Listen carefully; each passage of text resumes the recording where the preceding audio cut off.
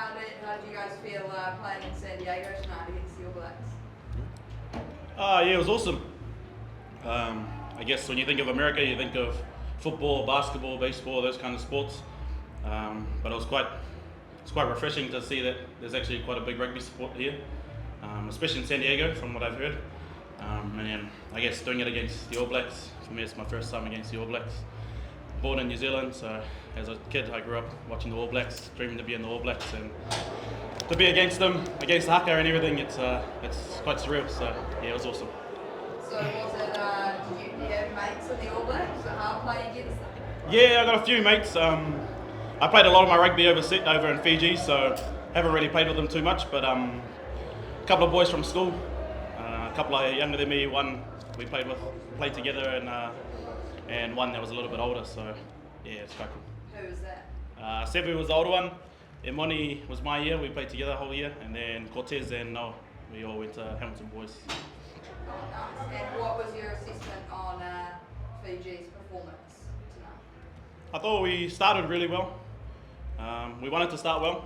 I guess the team like an All Blacks, if you give them an inch, they'll take a mile, and if we give them that at the start, then it'll be a long day for us. I think at times we just got a little bit out of position and threw a couple of balls that I guess if they went to hand would have been awesome, but they didn't go to hand today, and they counted on that. But there was a great effort from our boys. We knew it was going to be a tough challenge today, and we didn't die. We kept going right to the end, and I guess we take a lot of learnings from it, but it's an awesome experience.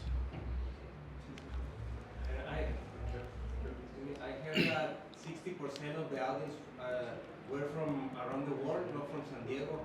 How important is to bring rugby to these kind of places, where it's not famous, but even though you had like 30,000 people in the stadium?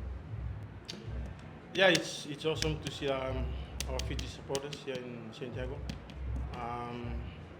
Shows the rugby that growing in San Diego, and yeah, it was good to see the fans enjoying themselves today.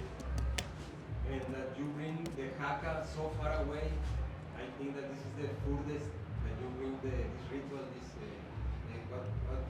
What could be that meaning for you?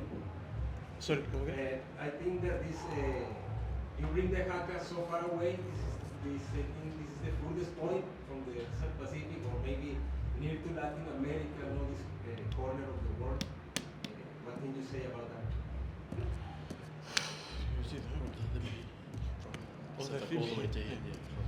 Yeah, I think for us it's a Thimbi, not the haka. And yeah, it's challenging. See the haka and the Thimbi. Show the two moral of the team, and yeah, it's awesome to feel that feeling.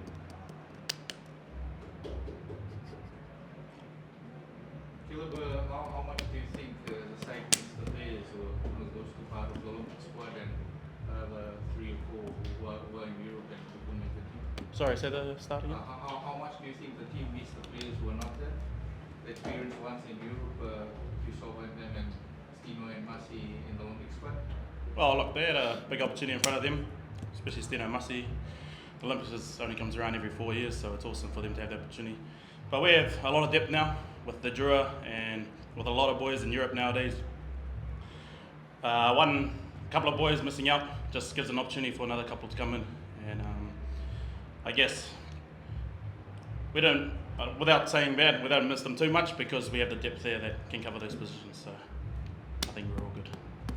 Caleb, you know those players you mentioned from Hamilton Boys High. Can you tell us, did you think that they were going to make it to this level, including yourself? Maybe was it 5 players out there?